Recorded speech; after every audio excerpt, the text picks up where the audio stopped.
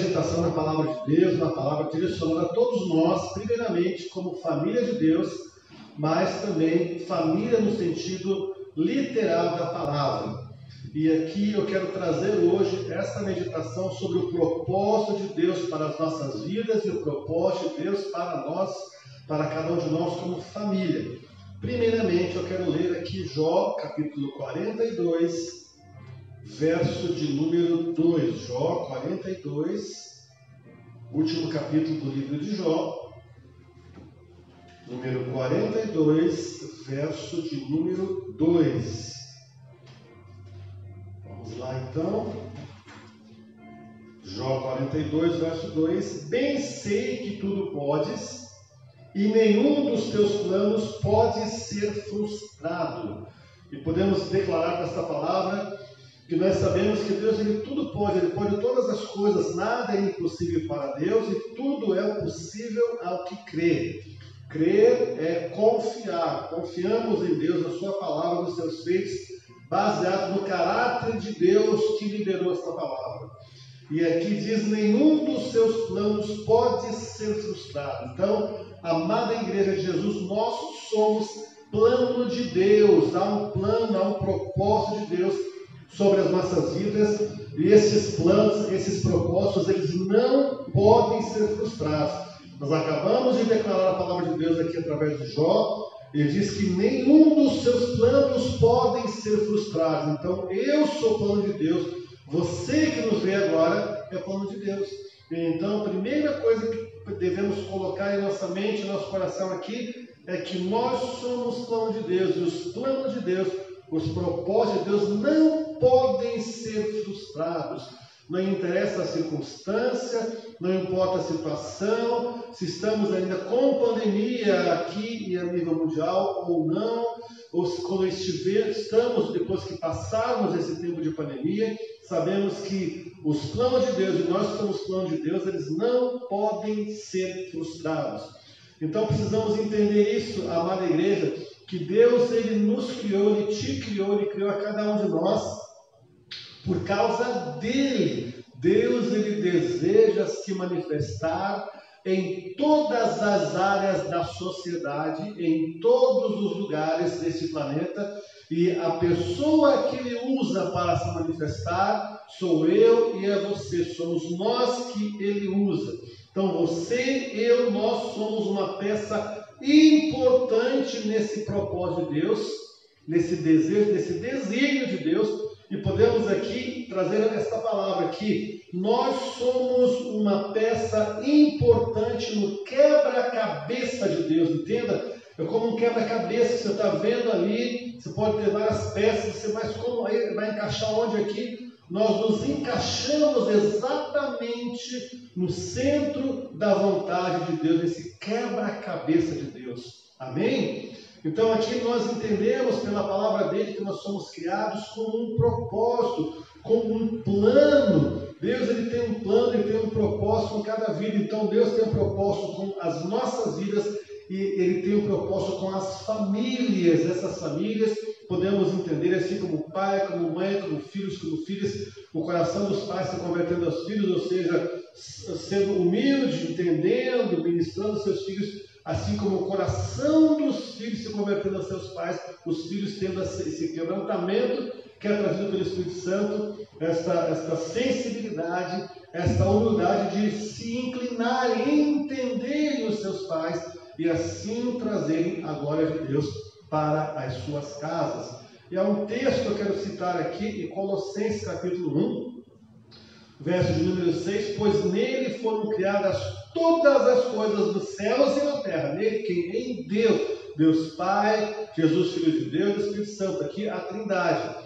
Foram criadas todas as coisas nos céus, o céu de Deus, primeiro, segundo e terceiro céu, como também na terra, que é isso que é palpável, que é a terra que nós pisamos, que é esse planeta Terra, e as visíveis e as invisíveis, tudo o que é visível e o que não é visível também, foi criado por Deus. Sejam tronos, sejam soberanias, poderes ou autoridades.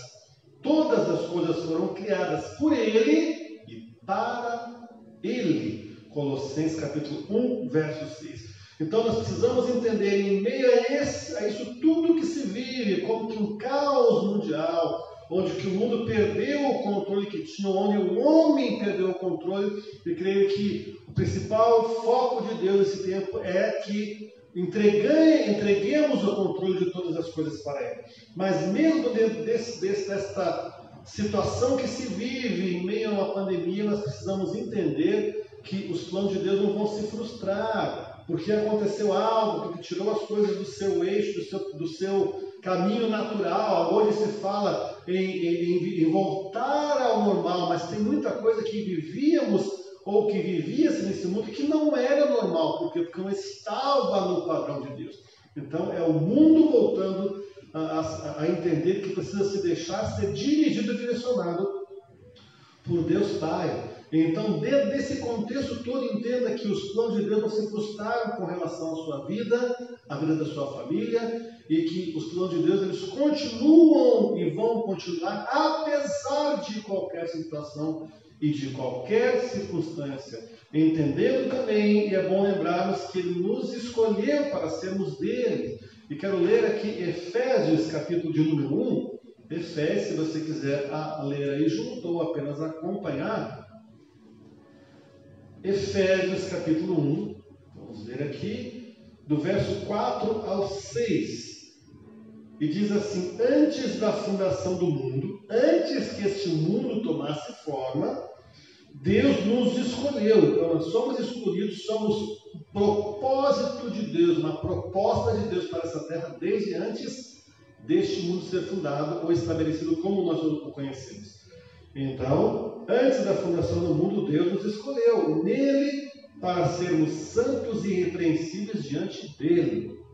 Em amor nos predestinou para ele, para sermos adotados como seus filhos, e por meio de Jesus Cristo, segundo o propósito da sua vontade. Agora o verso 6, para o louvor da glória da sua graça, que ele nos concedeu gratuitamente no amado. Então entenda que você é plano de Deus, a sua família é plano de Deus desde antes da fundação do mundo. Então pensa na grandeza de Deus. Ele te planejou a sua família, como ela é configurada hoje, pai, mãe, filhos, filhas. Alguém pode até pensar, ou ter um dia falado ali por uma circunstância: poxa, por que eu estou nessa família? O que eu vim fazer nessa família? O que eu vim fazer nesse mundo? Por que eu existo? Eu estava trabalhando em casa e minha mãe estava vendo na TV ali, um programa ali à tarde, reportagem, e alguém do meio artístico falando: porque eu tenho pensado nessa pandemia, eu estou sem poder fazer show, sem trabalho, e eu quero saber qual que é o propósito, por que eu estou aqui. Então, como essa pessoa, milhões de pessoas se perguntam: por que eu estou aqui? Por que eu estou vivendo nessa era, nesse momento, em meio a uma pandemia, com essas dificuldades, com certas limitações aí de trabalho, financeiras, de convívio social, porque Deus planejou você para este momento. E aqui a palavra diz que nós fomos planejados por Ele antes da fundação do mundo. E antes da fundação do mundo, como nós vemos aqui estabelecido, Ele nos predestinou, Ele já tinha um destino profético para cada um de nós, antes desse mundo ser estabelecido como nós o conhecemos.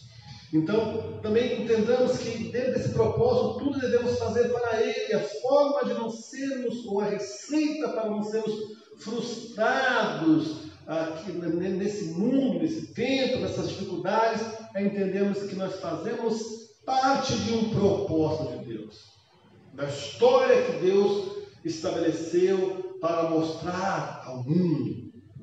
Fazemos parte, mas que tudo devemos fazer para Ele. A questão aqui, a raiz do contentamento no ser humano é saber que deve fazer tudo segundo Deus planejou para a sua vida, e assim se tornar satisfeito e assim glorificar o nome do Senhor.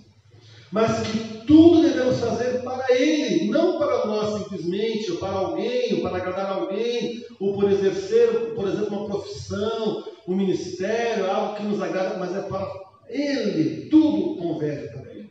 E aqui em Colossenses, capítulo 3, Verso de número 17 deixa bem claro esta questão. Diz assim: e tudo o que fizerem, seja em palavra, aquilo que você fala, aquilo que você verbaliza, seja em ação, atitudes tomadas, façam em nome do Senhor Jesus, dando por Ele graças a Deus Pai. Façam tudo para Ele, como fazendo para Ele, como glorificando a Ele. Ou seja, eu vou trabalhar, eu vou ministrar, eu vou ensinar.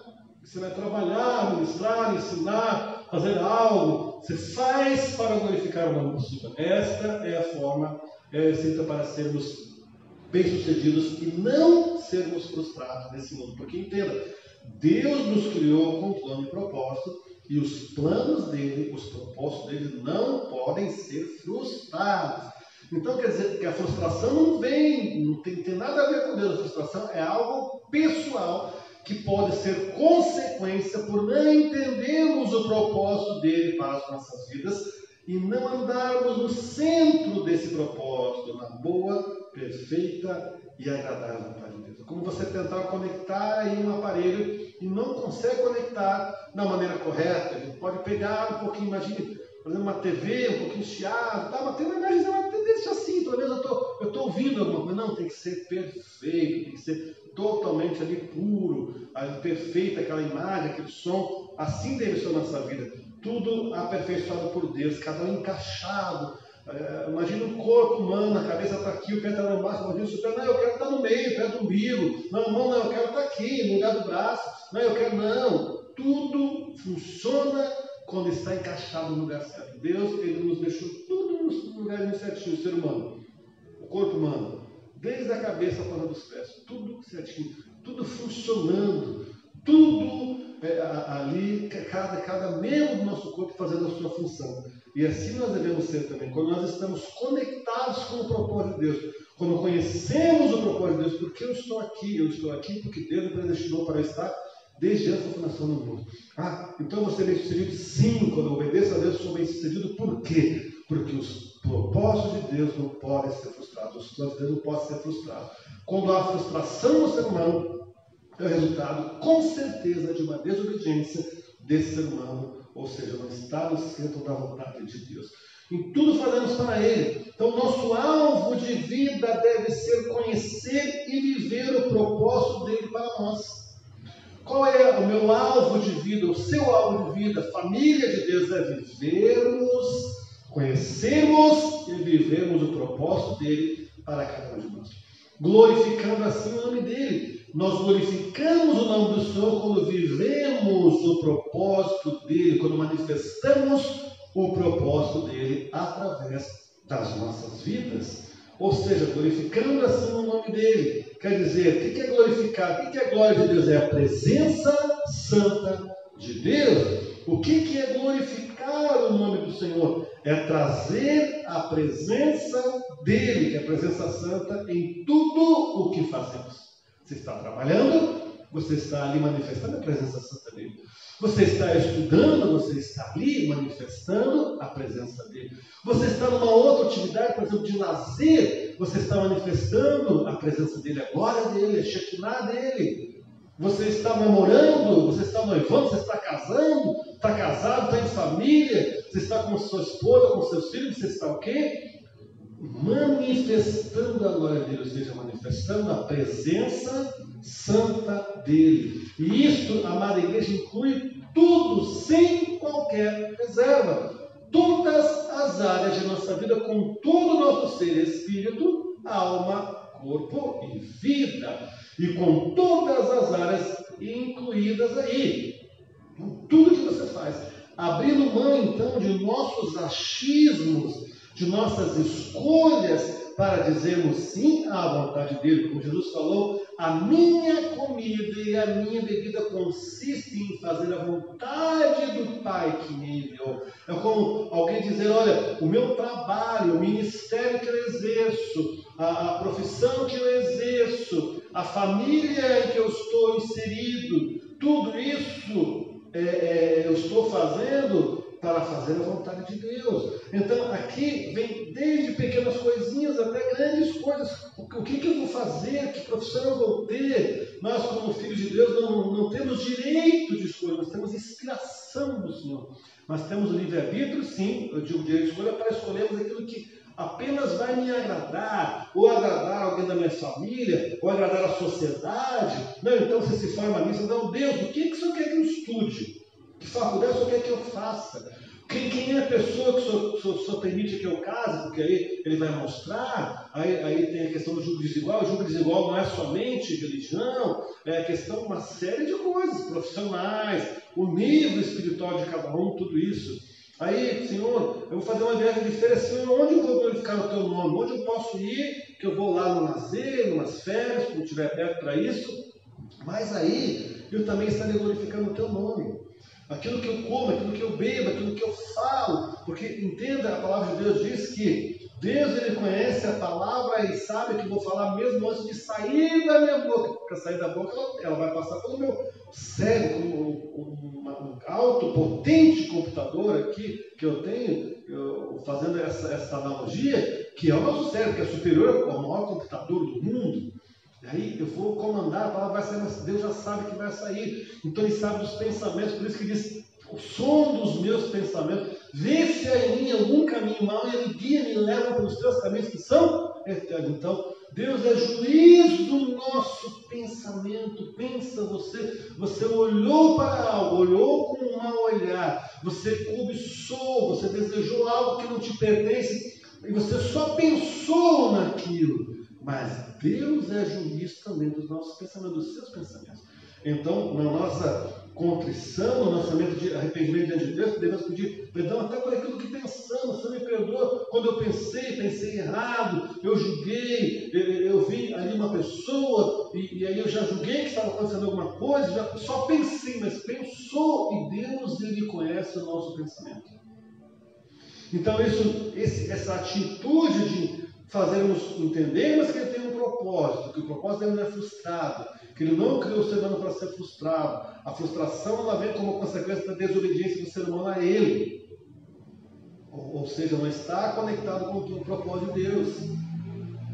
E não fazemos aquilo que é o desejo dele para as nossas vidas, então isso vai trazer, se tivermos esse cuidado de lembrarmos disso cotidianamente, nós vamos exercer, vamos fazer coisas que glorificam a Ele, que vão nos trazer contentamento e realização pessoal e vai nos levar longe da frustração. Então, estas atitudes todas aí, tendo pensamento, de vigiar o pensamento, nos livra das frustrações. Por que nós vivemos em um mundo que tem tantas pessoas frustradas? É como alguém está usando um sapato com o número abaixo do dela, ou outro usando um sapato com um número muito grande, quer dizer, não está bem, não está confortável. Uso esse exemplo porque você está com um calçado que não está confortável, que te incomoda. Isso já é comprovado. Eu vejo uma atriz que estava com um problema ali, ensaiando no teatro, e não achava, até que ela falou com uma fonoaudióloga, ela falou, olha, qual calçado que você está usando para você representar aí no teatro? Ela falou, olha, esse calçado possivelmente não é o teu número correto. Ah, mas está me incomodando, então é ele que está te impedindo de você falar bem, de ter uma boa dicção. Olha só, que interessante isso. Então, se você não está calçando aquele sapato que Deus te deu, você não está no centro da vontade dele, o ser humano pode ser frustrado. É essa a razão de existir tantas frustrações. É a raiz das frustrações, é não estar no propósito de Deus. E quando estamos no propósito dele, estamos livres de frustrações. E liberamos, então, o operar dele para nós, porque nós lemos esse texto que eu vou ler aqui, que é muito conhecido. Agora quero ler Romanos capítulo 8, verso de número 28. Só que nós citamos ele como um vento, como se fosse algo automático, que isso assim não está aqui escrito, é assim mesmo. É como nós estamos em obediência ao Senhor, como está lá em Isaías 1,19. Se quiseres e me ouvides, comereis o melhor da terra. Eu vou comer o melhor da terra, comer na terra, quando eu ouvir o Senhor e quando eu obedecer o Senhor. Então aqui diz, sabemos que todas as coisas cooperam para o bem daqueles que amam a Deus, daqueles que são chamados segundo o seu propósito. Aqui, mais uma vez, esta palavra vai falar do quê? De propósito, é de segundo o seu propósito, não é o meu propósito, não é o seu propósito, é o propósito de Deus. Então tem que ser segundo o propósito dele para as nossas vidas. Se nós estivermos ali no centro da vontade dele, vivendo de fato de verdade o propósito dele para as nossas vidas, é como que alguém que está dando voltas e voltas em círculos e não chega a lugar nenhum. Vem ano, vai ano e não muda nada. A história é a mesma, ou melhor, até muda, mas para pior, ou acumula mais frustrações. Então precisamos entender isso, amados. E nós sabemos as promessas de Deus aqui no reino vindouro, nos novos céus, nova terra. Nos céus tem tantas promessas que na verdade não são só promessas. Não, é aquilo que já está no reino eterno, já existe, nós vamos viver lá no céu. Mas é aqui na terra. Será que Deus criou o ser humano para viver mais ou menos aqui na terra? Como diz o gaúcho, mal aqui na terra? Não. Ele viveu o ser humano para estar realizando os seus, ou seja, os propósitos deles dentro da sua vida. Então nós sabemos que a promessa que vai ser, lá não terá dor, não terá pranto, não terá choro, ele vai enxugar dos olhos toda lágrima, mas é aqui, amados, aqui quando nós estamos no centro da vontade dele, vivendo o propósito dele, todas as coisas vão contribuir, vão cooperar, vão colaborar para o nosso bem. Então quando há uma circunstância, e eu sei, quando há uma circunstância, você sabe que está em obediência ao Senhor, está vivendo o propósito dele, então essa circunstância ela não tem peso de te bloquear, de paralisar, de impedir que as coisas avancem. É apenas uma circunstância e vai passar essa circunstância. Aí se aplica essa palavra aqui. Mas então, como viver assim esse propósito de Deus para a vida, para a família? Como viver? De que maneira viver aqui esse propósito? Eu vou te dar um exemplo. E está aqui, trazendo um exemplo aqui de um personagem bíblico, 2 Crônicas, Josafá. 2 Crônicas, capítulo 17. E vamos ler aqui parte desse capítulo. Aqui, 2 Crônicas 17. Então, agora vamos ver aqui, de introdução, agora vamos ver como viver, então, assim, dentro do propósito de Deus, aqui na terra. Porque lá, irmãos, no céu não vai haver interferência, não tem contaminação. Ninguém vai usar o livre-arbítrio no céu para desobedecer, todos serão obedientes. Lá está garantido. E aqui? Como vamos viver o menor de Deus aqui nessa terra? Através da obediência. Então vamos ver aqui um exemplo, como viver assim. 2 Crônicas 17, eu vou ler do verso 1 ao verso 9. O reinado de Josafá de Judá. Em lugar de Asa, reinou seu filho Josafá, que se fortificou contra Israel. Ele pôs tropas em todas as cidades fortificadas de Judá e estabeleceu guarnições na terra de Judá e nas cidades de Efraim, que Asa, seu pai, havia conquistado. O Senhor esteve com Josafá porque ele andou nos primeiros caminhos de Davi, ou seja, foi obediente a Deus, viveu no propósito de Deus para a vida dele. Davi, seu pai, e não buscou os balaíns ou falsos deuses, pelo contrário, buscou o Deus de seu pai, o verdadeiro Deus, e andou nos seus mandamentos, e não segundo as obras de Israel. Israel estava em desobediência. O Senhor confirmou um reino nas suas mãos, e todo o Judá deu presentes a Josafá, de modo que ele teve riquezas e glória em abundância. O coração dele se tornou ousado em seguir os caminhos do Senhor, e ainda tirou os lugares altos e os postes da deusa Azerá, que havia em Judá. No terceiro ano do seu reinado, Josafá enviou os seus oficiais Ben-Aim, Obadias, Zacarias, Natanael e Micaías, para ensinarem nas cidades de Judá. Com eles enviou os levitas Semarias, Netanias, Zebadias, Azael, Semiramote, Jonatas, Adonias, Tobias e Tobi-Adonias. E com esses levitas enviou os sacerdotes Elisama e Jeorão.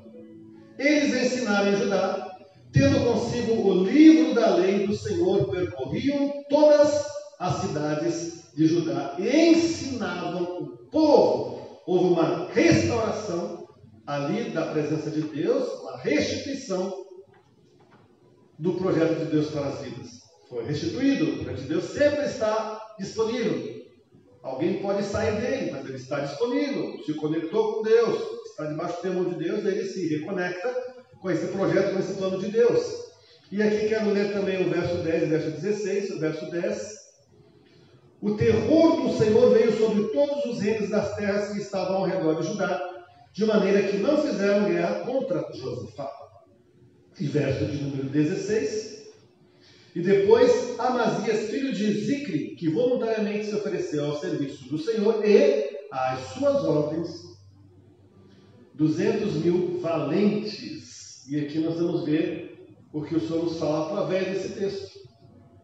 Então, como viver assim o propósito de Deus, aqui, neste mundo agora, vivendo em consagração ao Senhor. O que é consagrar ao Senhor? Eu consagro a Deus algo, é para uso exclusivo do Senhor. Não quer dizer que alguém tem que estar 24 horas por dia na igreja. A igreja somos nós. Estamos em alguns momentos para cultuarmos a Deus juntos.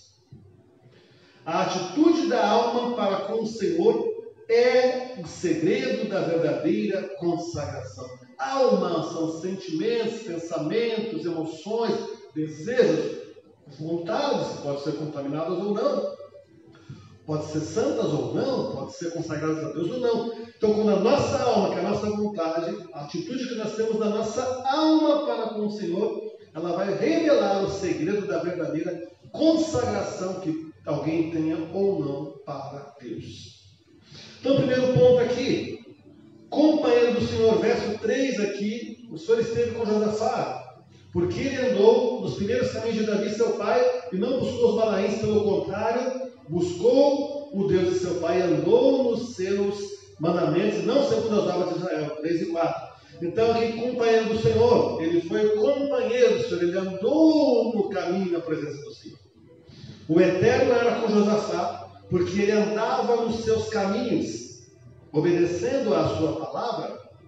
Então, ser do Senhor é tê-lo. Se eu sou do Senhor, eu o tenho na minha vida. Se eu sou do Senhor, eu ando com Ele. Segundo, dirigido pelo Senhor. Então, eu já me adiantei, vi o verso 4, que ele buscou a Deus e andou segundo Deus, e não segundo o caminho do seu pai ou de Israel. Então, assim, dirigido por Deus, assim como o navio é mantido no curso correto quando o timoneiro seguia pela bússola, o cristão permanece no caminho, no propósito de Deus, no caminho certo quando dirige seu caminho por meio da palavra do Deus vivo, a palavra escrita que você recebe aí como logos, mas você a torna rema, você torna essa palavra, poxa, para mim, a revelação de Deus para mim, ou seja, Deus está falando comigo, está me alimentando através da palavra para mim. Terceiro, bênção do Senhor, verso 5. O Senhor confirmou o reino nas suas mãos, e todo o Judá deu presentes a Josafá. Honrou ele, reconheceu ele como homem de Deus, de modo que ele teve riquezas e glórias em abundância. Então aqui, bênção do Senhor, lá em Efésios 1:3. Bendito seja o Deus e Pai de nosso Senhor Jesus Cristo, o qual já nos abençoou com toda a sorte de bênçãos, ou com todas as espécies de bênçãos espirituais nas regiões celestiais em Cristo Jesus. Lá está reservado para nós. Temos aqui no natural quando obedecemos a Deus. Então, bênção do Senhor, o caminho de Josafá foi estabelecido, porque naquele momento ele permaneceu constante no caminho do Senhor. Israel estava em crise, estava constatando a fé, e ele se manteve e conduziu Israel a estar no caminho do Senhor também. Se nos mantivermos, e aqui quando se fala Israel, você pode, aí nós somos o Israel espiritual de Deus, é alguém que conduz a sua casa, a sua família a estar na presença de Deus. Conduz com suas atitudes, com o seu estilo de vida, com a sua forma de tratar as situações ali em nível familiar. Se nos mantivermos fiéis a Deus, obedecendo à sua palavra, Ele será fiel a nós, concedendo-nos as suas bênçãos. Deus se agrada em nos prestar favores. Deus se agrada em nos abençoar. Quarto ponto, encorajado no Senhor, verso 6.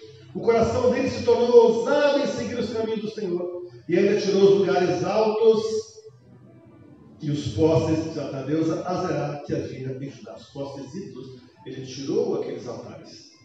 O altar era para o Senhor. Então, encorajado no Senhor, ou seja, eu me encorajo no Senhor, como o Senhor fala na palavra dele, um exemplo, ele disse a Josué: esforça-te, tenha bom ânimo, seja forte, seja corajoso. Então, o que é? Estar encorajado no Senhor, crendo no que Deus está na direção, e que Deus tem o propósito, e que se você está no centro do propósito dele, você terá êxito. O rei se sentia encorajado a seguir os caminhos do Senhor por causa das bênçãos de Deus o abençoou pela obediência. Nelas não há temor, o único medo é deixarmos de temer o Deus que nos abençoou. Então, o maior perigo para alguém, ou na vida de alguém, é ele deixar de temer, ter reverência, obedecer. Não é medo simplesmente no sentido literal, mas é ter temor do Senhor. O temor, ele te coloca freio, ele te coloca limites, ele te coloca alerta e te guia pelo caminho correto. Então, o maior perigo que existe é, em meio a situação que se vive hoje, neste mundo, é a pessoa deixar de temer a Deus. Não tem mais jeito, é assim mesmo. Nunca haja desta maneira. Sempre tem solução. Quando você tem Deus na sua vida, você tem. Quinto ponto, a palavra do Senhor. Aqui vamos ver verso de número 9. Eles ensinaram em Judá, tendo consigo o livro da lei do Senhor, percorriam todas as cidades de Judá, ensinando o povo. Aqui quando você ensinar a sua casa, o marido com a esposa, com os filhos, ensinando a palavra do Senhor. Ensinar a palavra do Senhor é transmitir uma maior de todas as bênçãos à humanidade. Quando você ensina a palavra de Deus, você está ensinando a maior bênção que existe, que é de conhecer a palavra de Deus e andar em obediência ao Senhor. Quanto ao que a palavra de Deus é e faz, ensinar a humanidade quanto o que a palavra de Deus é, ou o que ela é, e quanto ao que faz, ou o que ela faz. A palavra de Deus é viva, é eficaz, é mais cortante do que espada de dois gumes, apta para discernir os pensamentos, sentimentos, as emoções, de fazer divisão entre a alma e o espírito, aquilo que é do homem simplesmente, e aquilo que vem do reino de Deus. E aqui no capítulo 19 de Salmos, 19 do 7 ao 11, olha só que declaração aqui. A lei do Senhor é perfeita e restaura a alma. O testemunho do Senhor é fiel e dá sabedoria aos simples. Os preceitos do Senhor são retos e alegram o coração. O mandamento do Senhor é puro e ilumina os olhos. O temor do Senhor é límpido e permanece para sempre. Os juízos do Senhor são verdadeiros e todos igualmente justos. São mais desejáveis do que o ouro, mais do que muito ouro depurado. E são mais doces do que o mel e o destilar dos favos. Então aqui ele faz uma comparação do que é a palavra de Deus. Aqui no verso 10 ele diz que ela é mais desejável do que o ouro, a moeda de mais valor, o metal de maior valor é o ouro. E aqui, ouro depurado, ouro que passou pelo fogo para ficar puro. E o fogo de Deus vem para tirar a palha da nossa vida, para que possa reduzir esse brilho que vem do Senhor. Isso está acontecendo nesses dias. São mais doces do que o mel destilado dos favos. Aquilo que vem do favo, do mel. Então diz que a palavra de Deus, além de ser mais valiosa do que o ouro, ela é mais doce do que o mais puro mel que possa existir. Sexto ponto. Poder por intermédio do Senhor aqui. Voltando a 2 Crônicas, capítulo 17, agora no verso de número 10. O terror do Senhor veio sobre todos os reinos das terras que estavam ao redor de Judá. Olha, ele restabeleceu os altares do Senhor em Judá, Israel, e o temor foi às cidades ao redor. De maneira que não fizeram guerra contra Josafá. Então veja aqui, porque o temor do Senhor estava ali, não houve guerra, mas houve paz. Quando você está no centro da vontade de Deus, sua família está no centro da vontade de Deus, você vive em paz e não em guerra. Olha só. A maior influência que qualquer homem pode exercer é aquela que vem da presença de Deus, a qual também está nele. Então, quando você tem a presença de Deus na sua casa, na sua família, na sua vida, primeiramente na sua casa, na sua família, a presença de Deus é manifestada e as pessoas começam a ver isso e vão ser atraídas por ela. Sétimo e último ponto, oferta ao Senhor aqui, 16. E depois Amazias, filho de Zica, que voluntariamente se ofereceu ao serviço do Senhor, e as suas obras 200.000 homens valentes. Entregar-se ao Senhor e permanecer em suas mãos são essenciais, são as essências do melhor da consagração. Repito aqui, entregar-se ao Senhor, ao propósito dele que não é frustrado. Permanecer em suas mãos, não importa o que está acontecendo, que aconteceu ontem, hoje, o que vai acontecer mais. Importa que Deus tenha o domínio, tenha o controle, tenha a direção da sua vida. Entenda, amado filho e filha de Deus, Igreja Viva de Jesus, quem comanda a sua vida é Deus. Sua vida está nas mãos dele. Então, essa questão de entregar-se ao propósito de Deus, permanecer nesse propósito, são essências da consagração de uma vida a Deus. E aqui vamos falar agora de Romanos, capítulo 6, verso 13, como uma confirmação desta afirmação, Romanos 6, verso de número 13. Também não ofereçam os membros do corpo ao pecado, como instrumentos de injustiça, mas como pessoas que passaram da morte para a vida, ofereçam a si mesmos a Deus e ofereçam os seus membros a Deus como instrumentos de justiça. Todo o teu ser consagrado ao Senhor. Romanos 12, verso 1. Portanto, irmãos, pelas misericórdias de Deus, peço que ofereçam o seu corpo como sacrifício vivo, santo e agradável a Deus. Este é o culto nacional. Aqui está falando do nosso corpo, que é templo do Espírito Santo. É a habitação do Senhor, como sempre gosto de falar e repito, nós somos santuário de Deus e a habitação do Espírito Santo.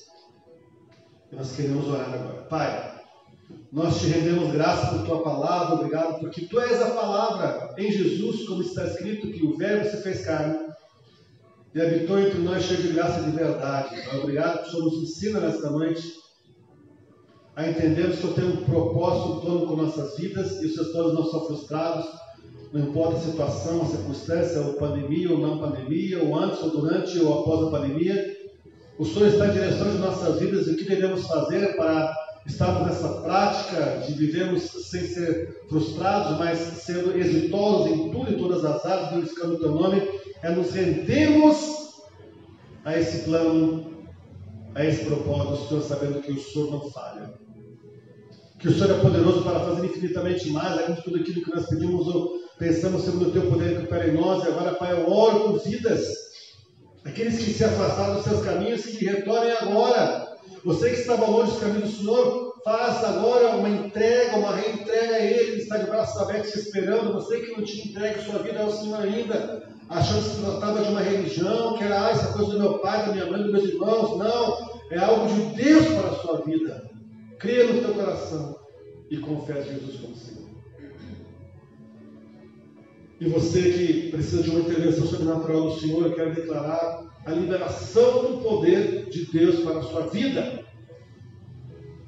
basado no caráter de Deus, que é poderoso para fazer muito mais do que pedimos ou pensamos. Receba dele agora o renovo, a graça, o poder, a unção, a capacitação que vem dele para a sua vida, para que você ande em pé na presença dele, para que você conheça a boa, perfeita e agradável vontade dele, viva nesses dias e a cada dia da sua vida os propósitos dele que não são frustrados. Receba essa graça em nome de Jesus. Receba dele aí, em nome de Jesus. Amém.